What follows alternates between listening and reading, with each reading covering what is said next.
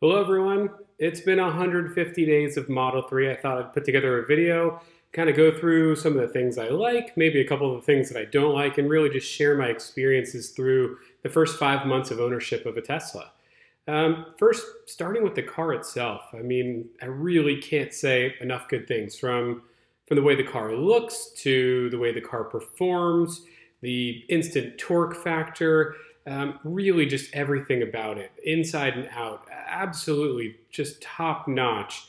There were so many concerns about the screen in the middle, no binnacle behind the steering wheel. What would that look like? You'd have to tilt your head to the side to check out the speed, and all of those concerns. They were all for nothing. And if you don't believe me, definitely go ahead and take advantage of a test drive. I know those are available now, or at least starting to become available. But the myth of the center screen really goes away. I get into any other car now and drive it for a couple hours here or there a day, and I really am lost. I don't know what to do with all of the buttons and the screen behind the steering wheel. It's just overwhelming, and simplicity really just is everything with the Model 3, and I can't say enough good things about it. Beyond the car itself and just talking about day-to-day life, no more pumping gas. I can't tell you how happy I am with that. Obviously, some of you will be coming from electric vehicles already, or hybrids, so maybe you're not pumping gas as often as I was. But with a 75-ish mile commute on a daily basis, I was pumping gas pretty regularly. And I have to tell you, you always hear about range anxiety with an electric car. I don't believe in range anxiety with an electric car, at least not with a Tesla. With a pretty good range, I've got the long range battery here with 310 miles of range. Range anxiety comes in an ICE vehicle.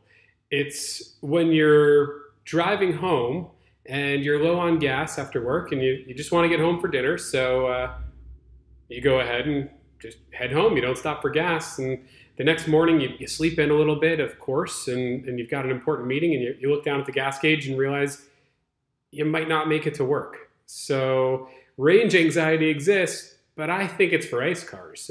Every day I wake up, I have a full tank, full range on my battery, or at least I charge to 85% of the range, and I never worry about range, ever. It's just a non-issue. Let's talk about some other things. The Tesla grin. I'll roll through some pictures here showing the Tesla grin, but it started as soon as I took delivery, or I was handing over my old keys for the last time, and it continued on through the first time I stepped on the accelerator pedal, and I've had the grin ever since. Every time I get in the car, I'm just excited to drive, and it literally, five months later, 8,000 plus miles later, it just doesn't go away. The other great thing that I've really enjoyed since joining the Tesla community is making Tesla friends. It's something that I haven't felt in a long time in a car community since owning an Audi and Volkswagen. The Audi Volkswagen community is always great. But the community behind Tesla is fantastic. From everyone on the forums, the Model 3 Owners Club in particular, to meeting people in person, sharing stories of cars, or just meeting people who've never seen a Tesla or an electric vehicle before and taking the time to speak to them for 15 to 30 minutes and sharing what makes the car so great and helping to dispel some of the myths. It's really just been great to join the community and make some new friends along the way. Now, not all things are great. I've had a couple of service items. I do have a fairly early VIN with a February delivery and VIN under 6,000, so it's a pretty early car. But I want to turn the negative into a positive. Every experience I've had with service has just been phenomenal. All they care about is that I'm happy, and they really go the extra mile and go above and beyond. I'll walk you through some of the things that I've experienced, just in case they come up for you guys, or if you're building out your delivery checklist and you want to look out for some of these items.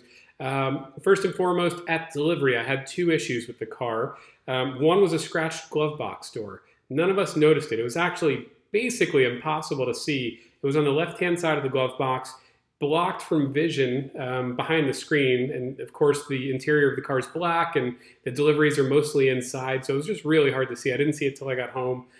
Tesla took care of it, no questions asked.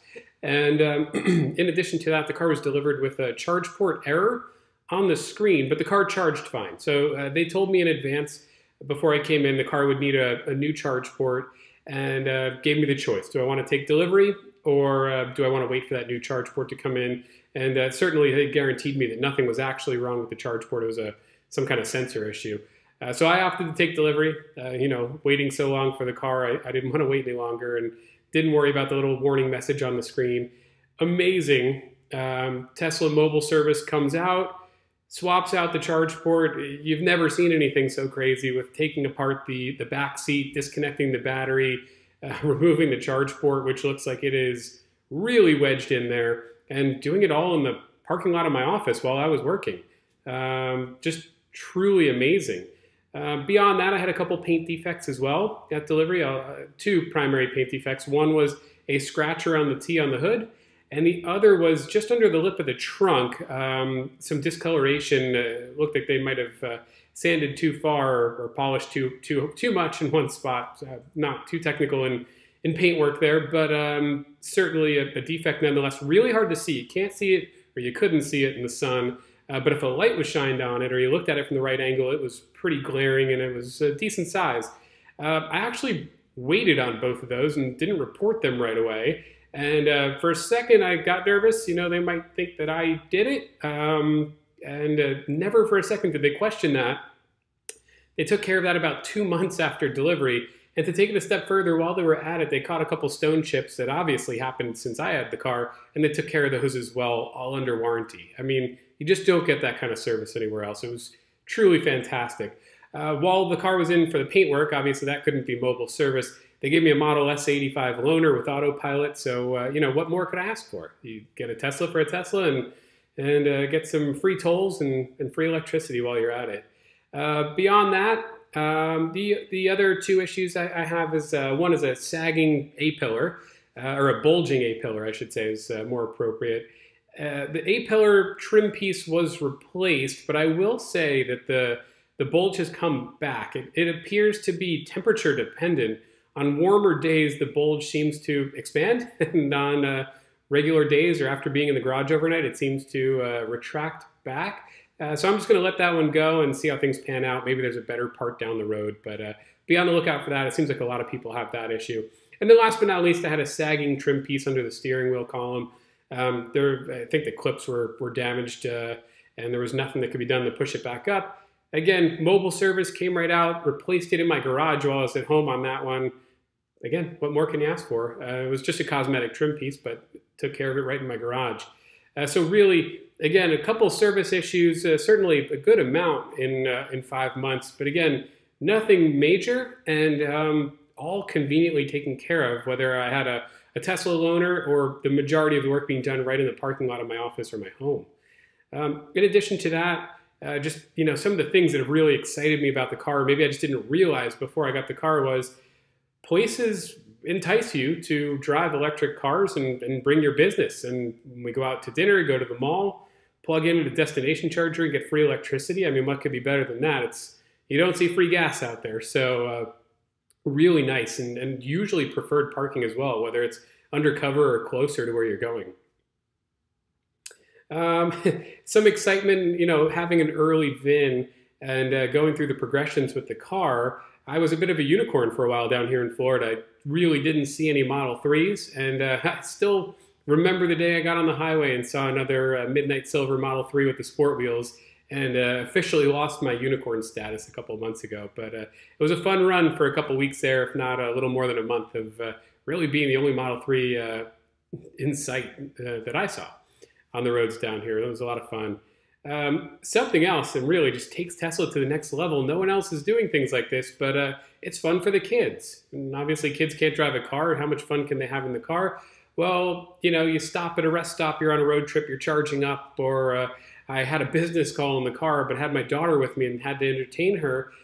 Well, the doodle pad on the screen. I mean, what could be more fun than drawing on the screen in the car while you're waiting for something? The kids absolutely love it. They wish I would pull over all the time so that they could draw on the screen in the car. What else can I tell you guys about? Autopilot. If you have the means and if it makes sense for you, and I'll advocate for Autopilot, but only if it makes sense for you. And that's primarily for a highway driver with decent commutes or anyone who takes a good amount of road trips. If your daily commute is pretty short and not on the highway, Autopilot might not be worth it for you. It might not be worth the $5,000. But if you've got a good commute like I do on the highway, mine's mostly highway, Autopilot is a lifesaver. My commute is stress-free. The car basically gets me there. I take over here and there just for a little bit, certain merging points, but otherwise, the car takes care of everything, and I absolutely love it. All right. Next up, I'd like to share briefly road tripping with you guys. Now, obviously, road trips are a little different in a Tesla than they are in an ICE vehicle. Gas stations are everywhere. Charging is not necessarily everywhere, but it can be. It's all about being prepared and planning, whether it's getting a hotel that has charging overnight for you, which I didn't do on my first road trip in the car, or booking your entertainment around charging, which we were fortunate enough to do. It was a trip to Disney World, and they happen to have charge points at all of the parks. So not only do you get preferred parking closer to the entrance, you also get to charge and leave the park with a full charge. In addition to that, obviously Tesla's supercharger network makes it as easy as possible to travel long distance, and I couldn't be more pleased with the results of long distance travel and the results I saw. The only thing I will share is that efficiency in an electric car is the opposite of a traditional ICE car. You do a little bit worse on the highway, better in the city, whereas in an ICE car, obviously you do better on the highway and worse in the city.